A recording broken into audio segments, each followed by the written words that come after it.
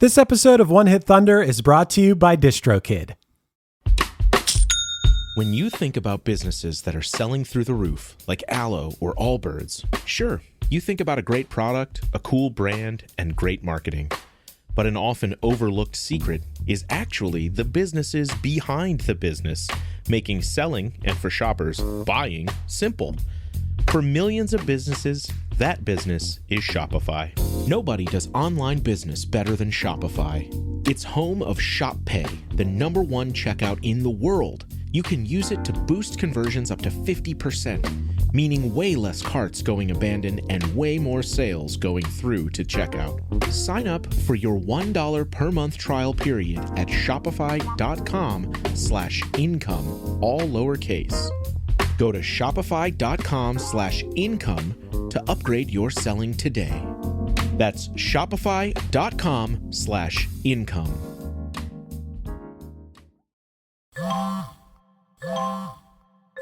When did making plans get this complicated? It's time to streamline with WhatsApp, the secure messaging app that brings the whole group together. Use polls to settle dinner plans. Send event invites and pin messages so no one forgets Mom's 60th. And never miss a meme or milestone. All protected with end-to-end encryption. It's time for WhatsApp. Message privately with everyone. Learn more at whatsapp.com. Con los terroristas.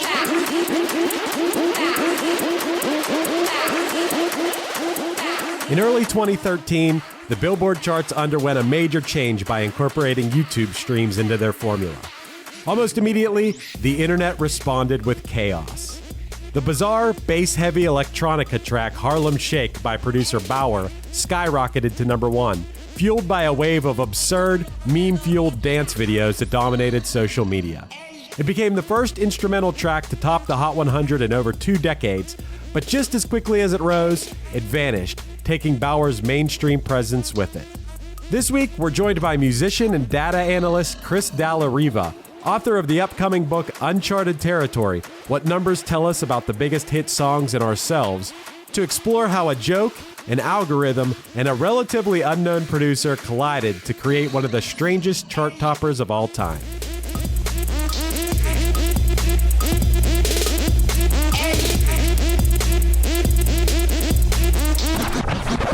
One hit is all you need to make the money guaranteed, and you can live off royalties forever. And it makes me wonder, is it just a wonder, or is it one hit thunder? So Chris, welcome back to the show. I'm very excited to have you back because in the meantime, since you've been gone from the show, you have a new book called Uncharted Territory, What Numbers Tell Us About the Biggest Hit Songs and Ourselves, which is a data-driven history of popular music where I believe you listened, correct me if I'm wrong, you listened to every #1 song ever on the Billboard Hot 100. Is that correct? Yes, every #1 song ever. So that was... the chart started in 1958, so it's like right. I think it's like a little bit over 1,100 #1 hits so far. So it took me a bunch. I would only do one song a day, so it took me a bunch of years. Are you keeping up to date now? Like, do you check the Billboard charts every week? And if it's a song you haven't heard yet, you make it a point to listen to it? I try to, though. It's certainly not as methodical. After I sent in the book, I was very #1 hit stout. So I was like, I need a break. I need to go listen to some obscure. German hip hop or something to cleanse my palate from 65 years of popular songs. So Chris, I'm sure you've encountered plenty of strange #1s on your #1 journey. Where does the Harlem Shake rank in the strangeness of songs that went? This song went to #1. Chris, the song debuted at #1, which is even crazier. I think the Harlem Shake is up there in the top 10 of weirdest #1 hits for multiple reasons. Reason one being the way it sounds. I mean, that's not the sound of a song that typically makes it to #1 for right. For I think you could have stopped it. That's not the sound of a song.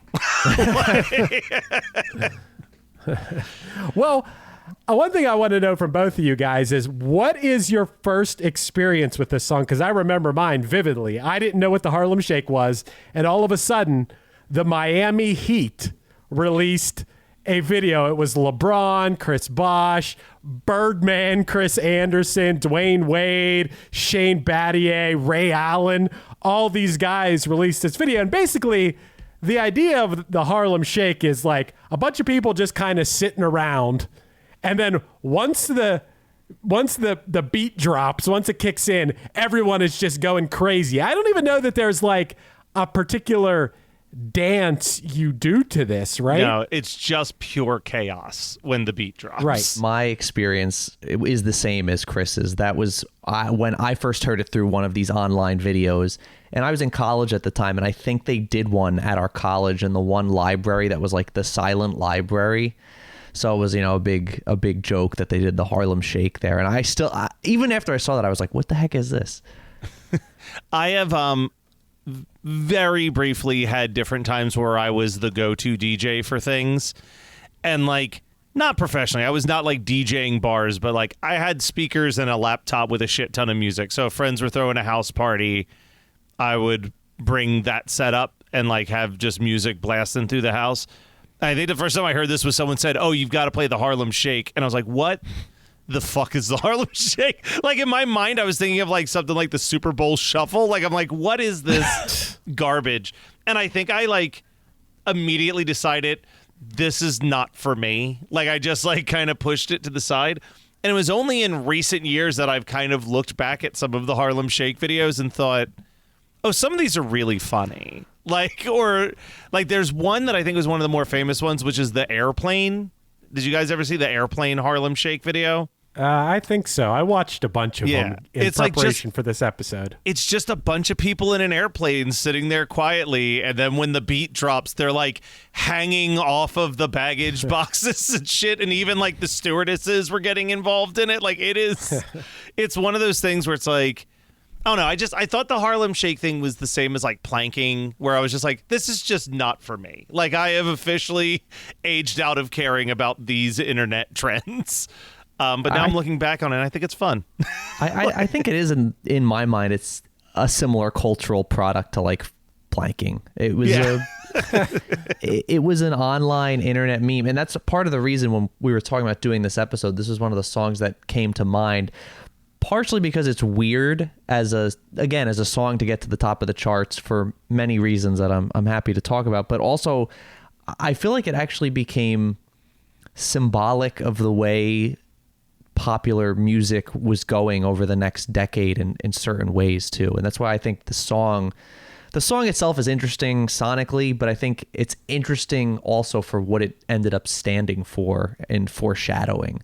It's also kind of this is where, and I'm sure you can give us more context to this, but like Billboard changes the rules on what counts as whatever to determine where songs land on the chart. This is kind of the precursor to what would become like the countless TikTok artists that have gotten top 10 hits that no one's ever heard of, but they just happen to have a song that people are using in enough TikToks. Like, yeah, and that's why I know you mentioned the Harlem Shake debuted at number 1 on the Hot 100, but the reason it debuted at number 1 was it just happened to be the first week that Billboard counted YouTube streams towards the Hot 100. Wow. So if that were not the case, it probably would not have been number 1, because I think the large majority of those streams were coming from YouTube. And that's what's interesting about the Hot 100 is it's been the same in name for 65 years, but really it's measured different things over time. So there is some consistency in what they're tracking. They want to track the most popular records, but the way they do that has changed. And even the fact that streaming and sales are different.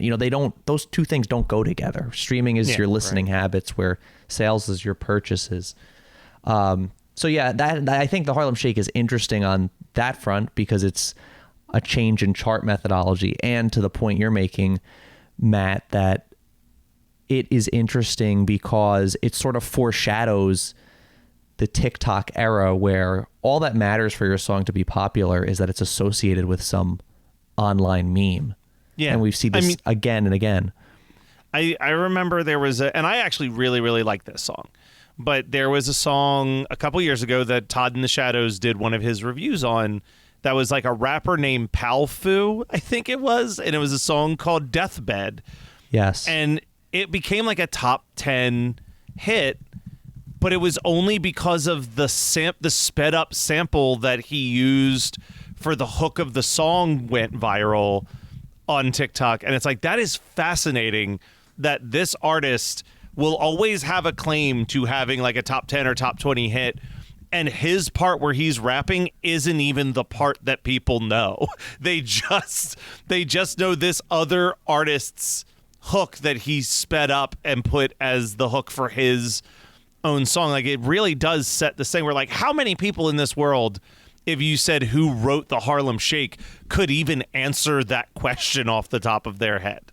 Like, it really, when you start counting the streams and the TikToks, it creates this real weird dichotomy of like being able to craft a hit song with no one really even knowing who the artist is behind the hit song anymore. Totally. Yeah. I actually wrote something related to this recently, what I called the anonymization of the pop star, where you can have like a really popular song and nobody knows who you are, which was not possible in like the MTV era, where if you had a music video, it was you that made the video and you were in the video.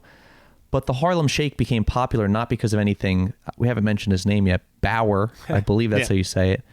Yeah. Not for anything he did specifically. I think my understanding of the history of the song is he uploaded this to SoundCloud. Someone from Diplo's label heard it. They signed him. They gave it like a proper release. They made a music video for it, and it didn't really do anything. And then a YouTuber who I believe went by the name Filthy Frank uploaded this the first Harlem Shake video, and that started to go viral. And I read an interview with Baauer, I guess, looking back on this, and he said at first he didn't like it because it was like all out of his control.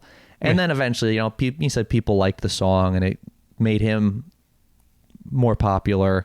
So he came to terms with it. But it's like the song is not in control of is not controlled by the person that made it, which is strange, but very common now. But I think this is one of the first examples of that. You also have to think for Baauer in 2011, you don't even know if people like the song for real or ironically as it starts to blow up. You know what I mean? Like, you could have, for all you know, you've created the room of music where like people are sharing it because it's so quote unquote bad. I don't think it's that bad of a song, but like, you have no clue. You're like, I don't know why people like this so much right now. And are they making fun of me? I don't know. Like what you were saying with the interview, I think it was when he realized like, oh, people actually do like the song. I don't mind as much that it's popular now. Like, because you don't want to be known for making the worst song. You don't want to be Rebecca Black in the beginning of her career. You know what I mean? Like, that sucks. Yeah, totally. I do think it is I think on its own also, I don't listen to a ton of electronic music, but as an exercise in sound design, I think it's a very interesting song. Yeah. It's not something I would throw on. And I think another reason it's interesting is despite the fact that in the song they do say "do the Harlem Shake," I would call it an instrumental, and instrumentals were never tremendously popular at the top of the Hot 100, but from 1960 to 1980, I mean, there was usually, I feel like, maybe one or two instrumentals that would top the song over a couple years, and especially during the disco era there were a bunch of them.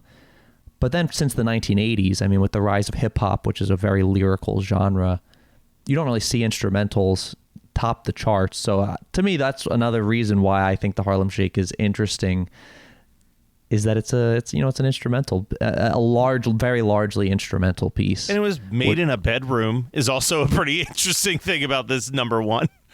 Yeah, this might be the third. I guess, yeah, it's an instrumental. It might be the third one we did. We did two 80s ones. We did Harold Faltermeyer's Axel F., the theme from Beverly Hills Cop, and we did Chariots of Fire, both related to a movie. And Chris, I think you kind of answered my question earlier about, before this, were there any number one hits that were based off of basically a viral video trend. And not really. And if what you're saying that this was right when YouTube views were allowed to be used as a metric for the Hot 100, it would make sense. Have we had any since? Because I really don't think that the number one spot for this song has anything to do with the song. It's not to say it's like, it's fine for what it is. It's interesting. Yeah. It's an interesting sounding song. Like when I listen to the rest of this dude's music, there's nothing where I'm like, oh, I'm going to go out and buy his records. But I'm like, he definitely crafts interesting soundscapes that I have to give him credit for. But have there been any others? Have there been any others based on a viral, be it any kind of YouTube, TikTok, anything that have went to number one just based on the fact that people were making their own videos to it, I guess. I think there are a couple. So I guess I would parse this out in two ways. I mean, as I'm sure both of you know, songs that involve dances have been popular forever. Of course. Now, the Harlem Shake is not a specific dance, but there were many songs during the 2000s, the Soulja Boy, Teach Me How to Dougie, that were associated with certain dances. And I'm sure people were uploading those online, but I do feel like this is different because when Soulja Boy created the Soulja Boy, the song, the eponymous song, he was making it as a song with a dance, whereas this song by Baauer, the Harlem Shake, he was not making this to inspire people to flail their arms. So I do think it's sort of first of its kind in that way. I think over time, one that comes to mind is the song Black Beatles by Ray Shremmerd, I think. There was that trend where it would play and people would just stand really still. That went super viral, and I believe the popularity of that song became much more popular after that trend on YouTube. Also, another sort of weird one, and I don't think this is totally the same. Call Me Maybe became much more popular after Justin Bieber uploaded a video of him and like Selena Gomez lip syncing to it, and then a bunch of other celebrities put up lip syncing videos.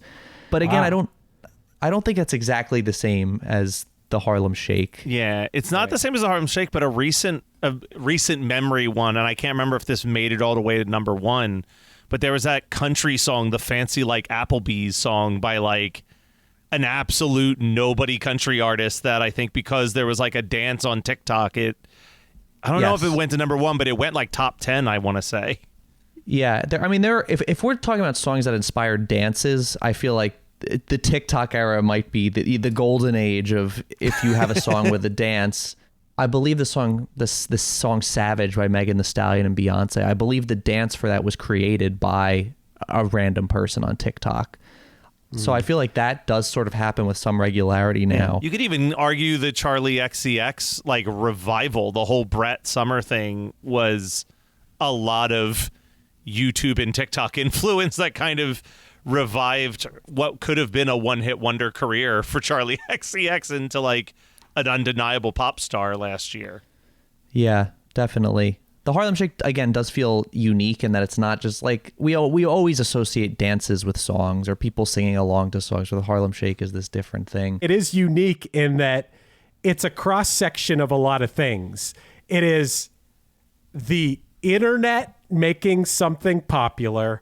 It is a dance, but like you said, Chris, it's not like it's not the locomotion. It's not a specific dance. It's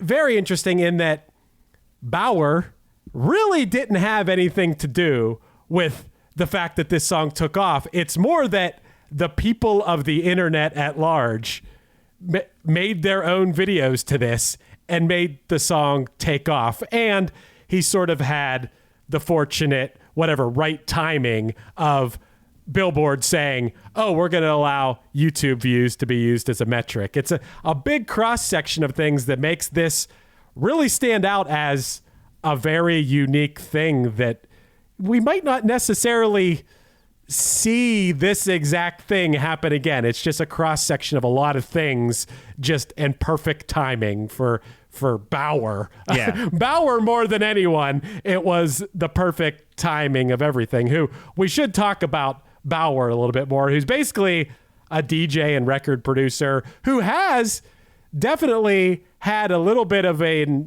pretty impressive resume. He's produced songs for Pusha T, Tom Morello, Just Blaze, did remixes, official remixes for The Prodigy, No Doubt, Missy Elliott, Disclosure, Gorillaz. So he is a respected artist, but as far as like an original piece of music, this is kind of just like a lot, it's kind of like he hit the lottery here. Well, because it's also this type of electronic music has always existed. You know what I mean? Like, I remember in like the 2000s, if you put on like MTV2 at 1 a.m, it would just be like the craziest music videos to these weird electronica type songs that would never be played on the radio. Like, it was like the dumping ground.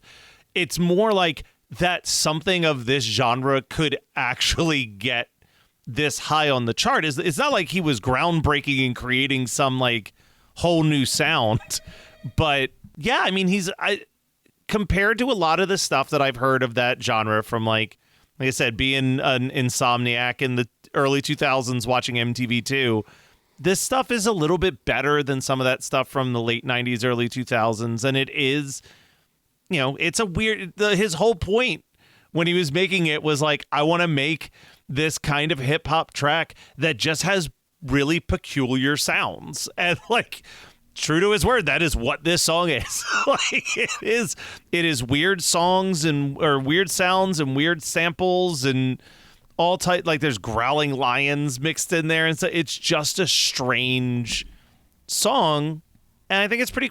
I think even before it went viral, people were kind of into it. Like, I don't know the timeline of like, because it says here that like it was first played on the BBC Radio 1 as like an essential mix, and Pitchfork gave it like a, hey, this is a pretty cool new track. Even the rapper LP did a freestyle over it for Pitchfork TV. But I genuinely couldn't figure out if that was after the YouTube videos or before the YouTube videos. Like, was Pitchfork like, hey, this is actually pretty cool electronic music? I think it was beforehand. Okay. Because I think that it was May of 2012 when they released it as a free track on SoundCloud, and then I think Pitchfork dug it, and then I think it was, now who did you say it was, Chris? I saw online that it was a comedian and musician, George Miller, who was known by the name Joji, who recorded the video that took off of himself dancing. So also interesting, and you are right that the song was definitely got some respect, was getting some respect. I don't think the actual trend takes place for like another year. Yeah. But this guy George Miller, he is now a musical artist that goes by the name Joji, who's actually had some popular, I think has charted some songs, but I believe he had various aliases on YouTube that he would go by. The one that I saw that I think the video was posted under, but you don't have to quote me on this one, was Filthy Frank. But okay, same person. Yes. Okay, I got you. Same person. Yeah. I think he was like a 2010s YouTube comedian doing like pranks and stuff, and happened into this gold mine. For Baauer's sake, I guess it was probably a gold mine. Through Baauer, a gold mine. Yes. I mean, I'm sure that maybe this George Miller got a few bucks. Well, maybe not even. If George Miller was using the song in the background, probably couldn't even monetize his own video unless Baauer threw him a bone after the fact. But there had to be a lot of money made from this one way or another. Yeah, I mean, it's a multi-platinum track. But I think that also highlights the strangeness of it. Is same thing with TikTok. Is let's say you create a dance for a song that goes super viral, then the song goes viral. Like, it's possible the person that created that dance doesn't really benefit monetarily, even though the artist, theoretically, the label, the songwriter, I guess depends who owns what, would benefit. I think it's also sort of strange in that way, but that's the world that we live in now. we're saying it went double platinum, but we don't even know, like, how many people went to a record store and picked up a Baauer album or single or whatever. This might be double platinum based purely on streaming numbers. Or I know at least that it was digital sales at a minimum digital sales. I would assume. even but at this that's point. about it. 2013 isn't at this point. I don't know when streaming took over for like the purchase model. On I guess this is still in the iTunes buying songs for $1 range before streaming completely took over. Yeah, 2013. That is still where people would pay $1 for a song. I think Spotify comes to the US at some point in 2012, and I don't think I started using Spotify or I started streaming music till like 2014. So I agree with you. I doubt, I'd be shocked how many physical copies Baauer sold of the Harlem Shake, but there must have been digital sales. But I think the most it's got to be mostly YouTube. Absolutely. I mean, the song, of course, debuted at number 1 on the Hot 100 on March 2nd, 2013. It also went to number 1 in Australia and New Zealand. And for anyone who needs a frame of reference out there for what the Harlem Shake was above, I mean, these are a lot of huge songs it was above. Number 2 at that time was Thrift Shop from Macklemore and Ryan Lewis, which was number 1 the week prior. That's what Harlem Shake so knocked out of the first place spot. Knocked it out. Stay from Rihanna, Scream and Shout from will.i.am and Britney Spears. I Knew You Were Trouble from Taylor Swift was at number 5 at this time. That Ho Hey song from the Lumineers was at 6. 2 Bruno Mars songs, Locked Out of Heaven and When I Was Your Man, were at 7 and 8. Suit and Tie from Justin Timberlake and Jay-Z was at 9. And Started from the Bottom by Drake was at 10. And one other thing I did notice, because we did an episode about this, another one that was like not exactly the same thing as the Baauer thing, but also in the same world. At number 26 at this time was Gangnam Style from Psy, which in its own way was kind of similar. You know, it's like a strange thing that probably wouldn't have went to where it did had it not been for YouTube and the internet. Yeah. I think the only difference with Psy versus Baauer, they are very close in that world. I think the biggest difference is similar to what Chris said. At least with Psy had control of that. He like created a goofy music video that just happened to catch fire, but it was like his decision of, I'm going to make this crazy video where I'm like on an exploding toilet doing this insane dance. I did write down 2 noteworthy debuts besides the Harlem Shake that debuted at this time. You mentioned Suit and Tie by Justin Timberlake. I would argue the other last great single from Justin Timberlake, Mirrors, debuted at 24. And just because it kind of ties into a little bit of Chris, you and I's like punk rock adjacent, indie rock adjacent, was that song Just Give Me a Reason by Pink and Nate Ross of the Format. Roos of the Format. Yeah. Peaked at 84. This was really I saw they maybe had 3 songs on the chart at the time. This is very much the prime time for the band Fun. Yeah. The band Fun was all over the charts at this time. One of the biggest songs, I think it was 2013, that We Are Young. We Are Young hit, I'm pretty sure, which was one of the biggest songs of the decade, I think. Yeah.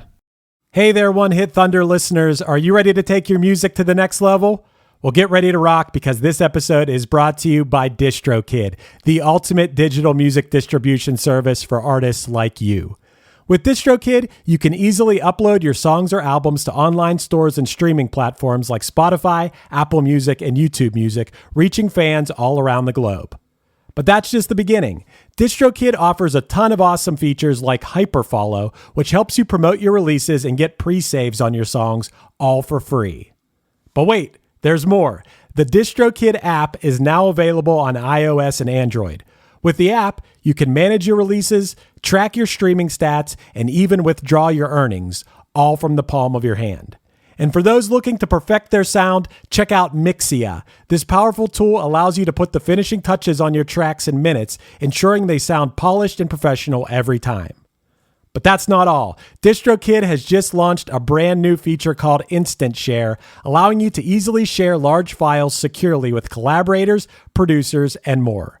With Instant Share, you can keep your music streaming at the highest quality while making the best impression possible.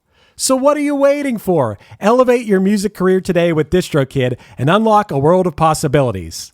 Possibilities that I know all about because I've been using DistroKid for years. It's seriously great. If you haven't used it before, you're going to love it. And One Hit Thunder listeners get an exclusive offer, 30% off your first year with DistroKid by signing up at distrokid.com/VIP/OneHitThunder. That's distrokid.com/VIP/OneHitThunder. Eczema isn't always obvious, but it's real.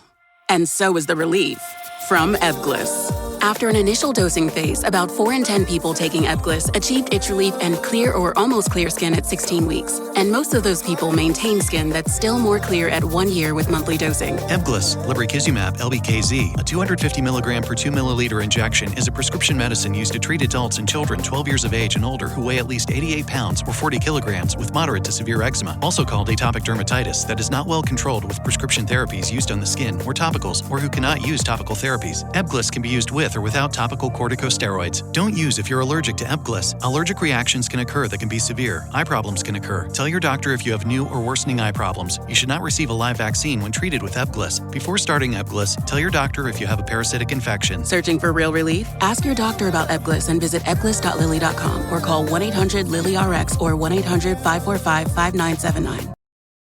This episode is brought to you by State Farm. Checking off the boxes on your to-do list is a great feeling.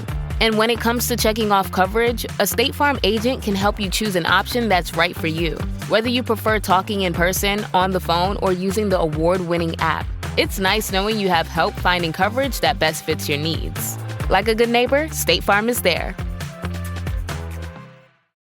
Only Murders in the Building, Season 5. The hit Hulu original is back. The night Lester died, he was talking with this mobster. Was he killed in a hit? We need to go face to face with the mob. Get ready for a season. Buongiorno, signore. Oh, this is how I die. You can't refuse. You're gonna save the day, like you always do, by being smart, sharp, and almost always by mistake. The Hulu original series, Only Murders in the Building, premieres September 9th. Streaming on Hulu and Hulu on Disney Plus for bundle subscribers. Terms apply. New episodes Tuesdays. This episode is brought to you by eBay. We all have that piece. The one that's so you've basically become known for it. And if you don't yet, fashionistas, you'll find it on eBay. That Miu Miu red leather bomber, the Custo Barcelona cowboy top, or that Patagonia fleece in the 2017 colorway. All these finds are all on eBay, along with millions of more main character pieces backed by authenticity guarantee. eBay is the place for pre-loved and vintage fashion. eBay, things people love. I'm Scott Hansen, host of NFL Red Zone. Lowe's knows Sundays hit different when you earn them. We've got you covered with outdoor power equipment from Cobalt and everything you need to weatherproof your deck with Trex decking. Plus, with lawn care from Scott's and, of course, Pit Boss grills and accessories, you can get a home field advantage all season long. So get to Lowe's, get it done, and earn your Sunday. Lowe's, official partner of the NFL. Imagine fast hydration, combined with balanced energy, perfectly flavored with zero artificial sweeteners. Introducing Liquid IV's new Energy Multiplier Sugar-Free. Unlike other energy drinks, you know, the ones that make you feel like you're glitching, it's made with natural caffeine and electrolytes, so you get the boost without the burnout. Liquid IV's new Energy Multiplier Sugar-Free Hydrating Energy. Tap the banner to learn more. Hey, One Hit Thunders, Thunderheads, Thunder Buns. All right, I'll just go with One Hit Thunder listeners. This is Krista Makes, guitarist and vocalist for Less Than Jake, and host of Krista Makes a Podcast, a songwriting podcast where every week I'm joined by an amazing guest to break down the writing, recording, and release of one iconic song that they have written. In our giant evergreen back catalog of episodes, we've had rock legends such as Dee Snider and Huey Lewis, punk rock favorites such as Mark Hoppus, Fat Mike, and Brett Gurewitz, up-and-coming artists of today such as Liz Stokes of the Beths and Genesis Owusu, and even some of the artists that have been featured on One Hit Thunder. The show is even produced by One Hit Thunder host Chris Fafalius. What more could you possibly ask for? Krista Makes a Podcast is available for free on all the places you listen to podcasts, and new episodes come out every Monday. I guarantee you'll like it, or we'll give you your money back. And then I think that the Harlem Shake kind of went away as fast as it popped off, if I'm not mistaken. Yeah, I don't know this for sure, but I would bet the Harlem Shake had a pretty hard fall off. Yeah. No disrespect to Baauer. Also, Baauer, interestingly, he started coming up on my TikTok a couple months ago. He's like sort of professorial, like he's listening to songs and breaking down samples. It's pretty entertaining stuff. Yeah, I mean, Baauer seems pretty cool. And I mean, he is a talented person. It's not, I don't know, I think Matt referenced it earlier, like Rebecca Black or whatever. This is not that type of situation. This is not, no one's making fun of Baauer. I don't think so. I mean, the song is wild and to a certain extent kind of wacky, but definitely in a very like skilled way. Like the person who created this is very skilled and a great producer. And yeah, I didn't dive too far down other Baauer. It's actually not the easiest thing to figure out. What is Baauer's originals here? Yeah. That's something created completely from Baauer's mind, because like I said, he did a lot of remixes for people and produced songs for other people. So I think he's more of just like a behind the scenes type of guy who, had this thing happen, and why shouldn't it happen for a talented person? Yeah, he did end up, I mean, he composed the music for the second season of Iron Fist, which, was it was a Marvel Netflix TV show. Like, this little viral hit got him Marvel money to come and create music. As someone who now lives with 3 children, I do have to mention one of the more notorious Harlem Shake things, and I won't get into too many details, but the Harlem Shake is also where YouTube children personality Blippi got in a lot of trouble later on when people found his previous video stuff. Do you guys have any clue what I'm talking about? No. Okay, starting baseline, do you know who Blippi is? I know who Blippi is. I am familiar. Before the character of Blippi, he had a different internet persona that was like an edgelordy like show, and he did a Harlem Shake video where he's sitting on a toilet while his friend is in the shower, and when the beat drops, he turns around and starts blowing diarrhea into the shower on top of the guy. And after Blippi took off, somehow this video made its way back onto the internet, and like, it's why there's a new actor that plays Blippi now, because it tainted his entire credibility as a children's educator because of this Harlem Shake video that he made. Oh my God. I was not expecting Don't look that it up. go. It's not. Don't recommend looking it up. I got curious once, and I was like, well, this is the most disgusting video I've ever seen in my entire life. Oh my God. Blippi. Yeah. Take it easy. We're going to talk whether this is thunder or blunder, and we are also going to talk, I want to talk a little bit more about Chris's book. But before we do that, Matt, do you want to get your ass handed to you in a game? Hey, listen, I did pretty good in the last couple ones, so I think I got a hot streak. This dude's going to be a beast at this game. That is true. This is like going up against Joel Reed. Joel Reeder and Chris, yeah. Okay, look, now I'm nervous. Yeah, I really put you on the spot there, Chris, but I just feel like you're going to destroy Matt in this game. It's 7 questions. Okay. If you can get it without the multiple choice, it's 2 points. If you get it with the multiple choice, it's 1 point. And if you try to get it without the multiple choice, but you miss, you're going to get -1. Yeah, that's all there is to it. You can buzz in by how are we buzzing in today? Say do the Harlem Shake? No, you could say Baauer. That Baauer. Sounds like a buzz. Okay. If you know the answer, you buzz in by saying Baauer. Okay. Okay. Question 1. In 2010, Cali Swag District taught the world how to do what dance? Baauer. Go ahead. The Dougie. You got it. Yes. All right. Matt takes a 2-0 lead. It's okay. Okay. All right. Am I allowed to buzz in at any time? Yes, you can. Yeah. You can. But if you miss it by buzzing in too early, you'll get -1. Chris will stop the question I'll where stop you the buzz question. in. So. Okay. Okay. Which popular dance craze of 1962 was first made famous by James Brown in 1959? Chris, if you want to, I'm ready to go multiple choice on this. I have a guess, but I'm gonna. I think I'll go to the multiple choice. Okay. A, the mashed potato. B, the Hully Gully. C, the swim. Or D, the twist. None of those would have been what I was thinking. I'm gonna. Could I Baauer in? Yeah. Go ahead, Baauer in. I'm gonna guess the mashed potato. You got it. Damn it. You got it. 2-1. We're 2-1. We got ourselves a game here. Question 3.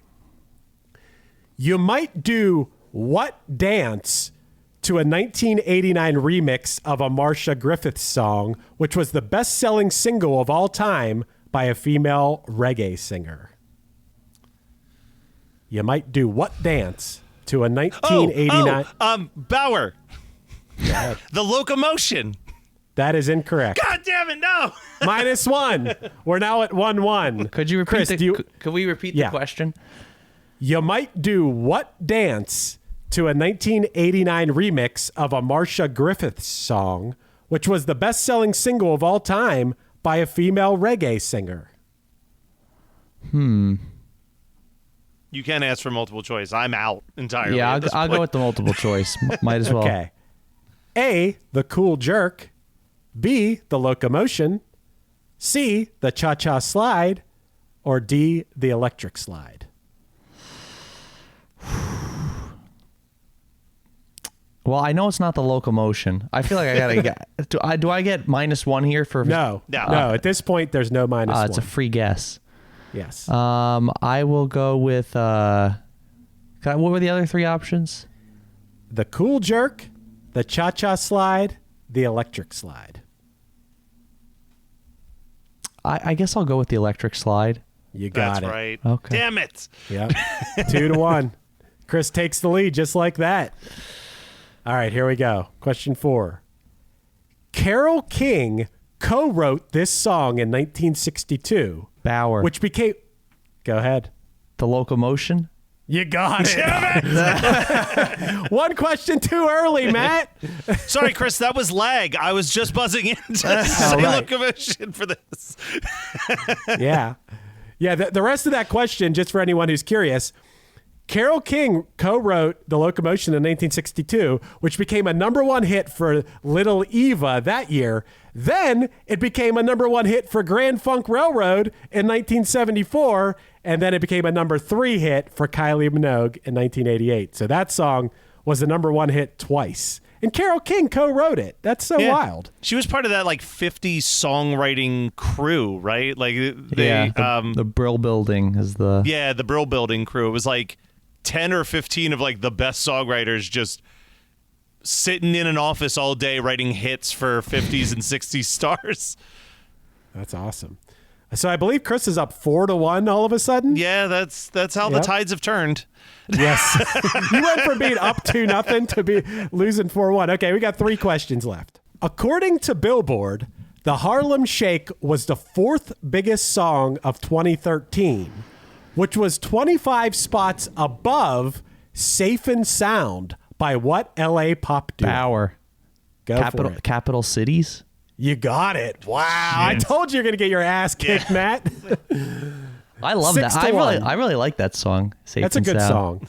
It is a good song. Okay. On the same week that Harlem Shake hit #1, at number 49 sat Poetic Justice, a song that was a surprising collaboration of which 2 artists? I know one of them. All right. I can't think of either, so I'm ready for multiple choice. You'll still have an edge on me. Okay, yeah, you give us the multiple choice. Okay, it was a surprising collaboration of which 2 artists? A, Mick Jagger and J-Lo. B, Kanye West and Bon Iver. C, Drake and Kendrick Lamar. Or D, Lil Yachty and Carly Rae Jepsen. I'm going to Baauer in for C. You got it. Drake and Kendrick Lamar, Poetic Justice. Yeah, I knew that as a Kendrick song. I wasn't. I didn't realize Drake was on that too. I guess also how the tides have turned. How the tides have turned not only in this game today. Yeah, I'm but officially also, at a point where there is no world where I can win this. No, there hasn't been even before that question. It is 7-1, Chris. And we have one question just for the fun of it left to see if Matt can make it respectable. Probably not. I Will Wait is the name of a new Punchline single. That's my band. And we might not have named it that if we knew that this band had a Baauer. song called... Go ahead. Mumford & Sons? You got it. Yeah! You made it respectable, 7-3, Matt. But Also a song title for, like, I think the last charting Hootie and the Blowfish single. Oh, okay. Nice. Before we get to Thunder or Blunder, Chris, I want to direct people towards your book one more time. It's called Uncharted Territory, What Numbers Tell Us About the Biggest Hit Songs and Ourselves. If you want to tell people a little bit more about it, I think this is incredible. You're a very interesting person to me as a music nerd, and the fact that you did this. Hey, a video, actually, I want to tell you, a video of yours, I forget which one it was, came up on my feed recently, really? And it got a lot of... And it just came up not because I know you, but just in the natural thing. I can't remember what it was. It really took off. It had some virality to it. Was it when he was listing the 10 worst songs that ever hit at number one, and his number one was Ray Stevens' The Streak? Because I had some real beef with that. Maybe it was that. Yeah, I didn't even know The Streak went to number one. I got an angry DM after that from Matt. Nice. But yes, please tell our listeners a little bit more about your book and what you did. Like I said, this all started because years ago, when I didn't think I was even writing a book, I decided I was going to listen to every number one song ever. And it was just I play the guitar. I always played in bands. I like to write songs. I was like, maybe this will be an interesting musical exercise. So I would listen to one song a day, but I've always worked with data as my day job. So I started tracking information about these songs, noticed a couple trends, and, wrote up something. I sent it around to some people. Like, oh, this is pretty interesting. The first trend I noticed was in the late 50s, early 60s. There's a lot of hit songs about people dying, which I just thought was weird. There was this whole teenage tragedy song trend where it would be like young couple in love, one of them tragically dies in usually a car crash or something. Right. I was like, oh, that's a weird trend to be at the top of the charts. And then as I went along, every couple months, whatever, I would stop. I would just write about some trends I was looking at, and it took me years, but I finally convinced someone to publish this. So it's I say it's a data-driven history of popular music, which means it is a history of popular music, but there are some charts in there that hopefully illuminate what's going on. Like, for example, you could tell me that, songs have gotten longer or shorter. Rather than me just saying that, I'll show you, I actually have measured it and shown you a graph that says, oh, they have gotten shorter at this time and they got longer at this time. But also it's about number one hits. So it's all focused around songs that you are probably going to know as long as you haven't lived under a rock in the last, if you've been remotely in touch with popular music at any point in your life, those are the songs that we're going to be talking about. So it's a history of popular music. There's some numbers involved. It's a little bit of a story about why I went on this journey, and I'm really looking forward to sharing it. It's available wherever you could buy books online. You can get it pretty much anywhere. Amazon, Barnes & Noble, from the publisher. Nice. That's the cheapest. But yeah, I'm really excited. And it's coming out in November, right? Yeah, it's available for order now, and it took a long time to get published, so I'm excited to share it and talk about it here. One Hit Thunder is the one place you could come to talk about obscure popular songs and know that you'll be greeted with open arms. This is our listener base is you couldn't ask for a more perfect place for you to talk about. I feel like I'm your number one audience for this. This is something that we're between all the shows I do and just in life, I'm obsessed with. You talk about song lengths. Chris, I've noticed in the last couple years, I'm a big fan of indie pop music, in general. And the songs are always 2 minutes now. When I listen to the new music playlist each week that's fed to me or whatever, and I always check it out, the songs are always like 2 minutes long. I feel like it's as short as they've ever been, you know? It's pretty interesting to me. I think the other thing that's kind of is great with your book and this show is there are so many countless times where we're doing this show and we're looking at the charts and it'll be like the top 5 of 2012 and somehow there's like a Montel Jordan song at 3 that neither of us have ever heard in our lives. There's definitely, I would imagine, where they're like a handful of songs when you were doing this project where you're like, how did I not even know this song existed when I was alive at the time that these songs were like on the charts? Totally. I mean, obviously there's a lot of songs from before I was born where I was like, I've never heard of this, but that is actually what I think is one of the most powerful things about going through number one hits is that typically if someone were to you were to say like, oh, I want to listen to music of the 80s, like you're going to come across lists of songs that are probably what people consider the greatest songs of the 80s. But in every decade, as I'm sure the two of you know, there are great songs and there are horrible songs. We don't listen to the horrible ones anymore. But a lot of bad songs get to number one too. And you get to hear, I think, a more accurate representation of what people were actually listening to by just going to a pop chart, because it shows you the good, the bad, and the ugly. And there were many songs. There were songs, I feel like once, I don't know, 2008 came around, I was pretty much familiar. But there are some early 2000 songs where I was young enough, I was old enough where I was cognizant of what was going on, but young enough where I guess I didn't know specifically. You know, there are songs that just get popular for 1 week and then the artist is never heard from again. I just had a moment today where I was like, because I was thinking about the streak argument that we had online, and I was like, Ray Stevens has to count for us to cover on One Hit Thunder. Not only does he not count, he had a second number one hit before the streak, which is crazy to me. And it's like a serious song. It's like a serious piano ballad. Yeah, he was like mostly a novelty songs guy that has had some songs that have aged very, very poorly with some racial stereotyping, but also just randomly had this gospel song in the early 70s, Everything is Beautiful, that went to number one. Yeah, of course. That song, that's like kind of a good song. Like, I know that song, of course. And as we all know here, just what's most popular, what is number one, does not automatically make it good. And some of the best songs ever never even sniffed number one. Smells Like Teen Spirit didn't even come close to number one, you know, and it's recognized as one of the all-time iconic rock songs, you know, so these things don't necessarily go hand in hand. But Chris, I love that you've put this book together. It's very unique, very cool. We knew you were working on this even from, you know, past appearances on the show. So very cool. Everybody check out Uncharted Territory in your book. Go buy it at the bookstore when it comes out, or pre-order it. Pre-ordering's cool too. You can pre-order it from the bookstore. You can call them up and say, hey, get me a copy of this. I'm going to come in and buy it.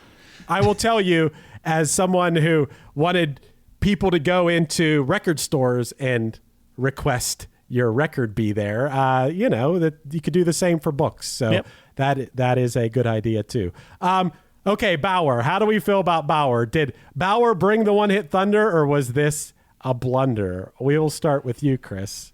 I am going to say that he brought the one-hit thunder because I think this is not a song that I'm going to throw on a random afternoon, but I think it is actually an artistic accomplishment.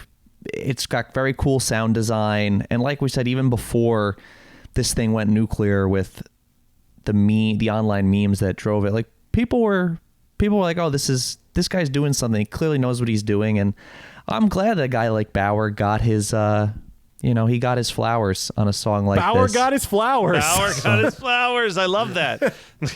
Chris, maybe we have a new shirt for the merch store. Baauer got his flowers.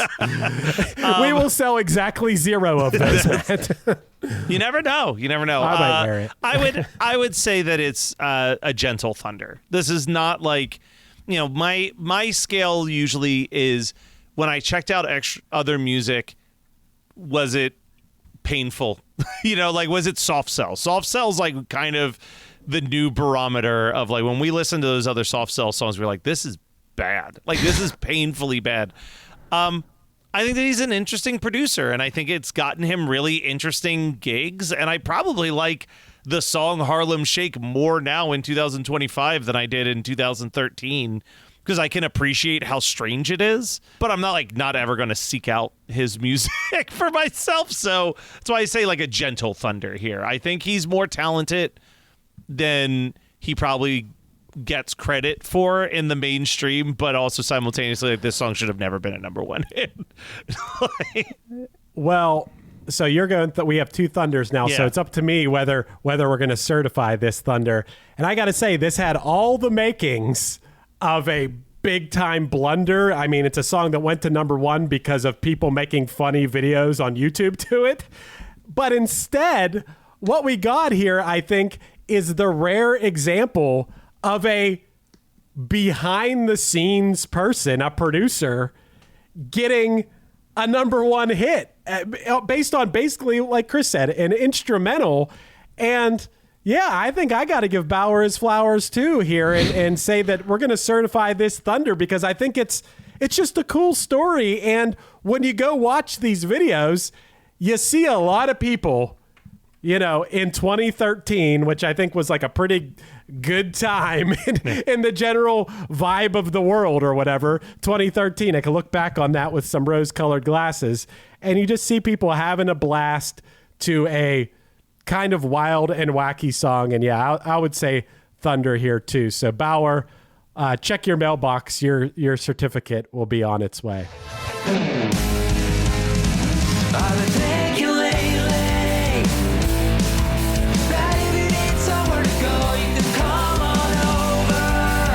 This has been One Hit Thunder. One Hit Thunder is hosted by Chris Fafayos of the band Punchline and produced by Matt Kelly of Geekscape.net. Underneath me, you're hearing Somewhere to Land off the new Punchline album, Somewhere to Land.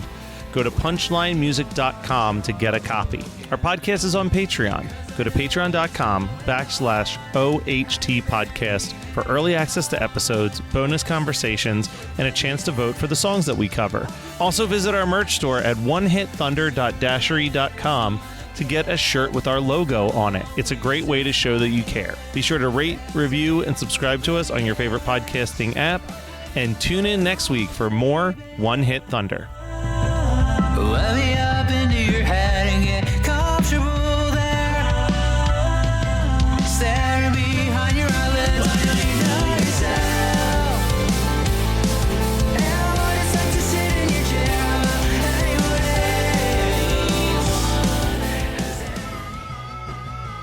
anyways. You're listening to the Geekscape Network.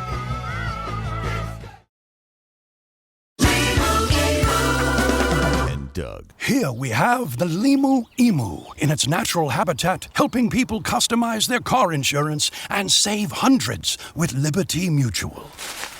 Fascinating. It's accompanied by his natural ally, Doug. Limu? Is that guy with the binoculars watching us? Cut the camera. They see us. Only pay for what you need at libertymutual.com. Liberty, liberty, liberty, liberty. Savings vary. Underwritten by Liberty Mutual Insurance Company and affiliates. Excludes Massachusetts. Your sausage McMuffin with egg didn't change. Your receipt did.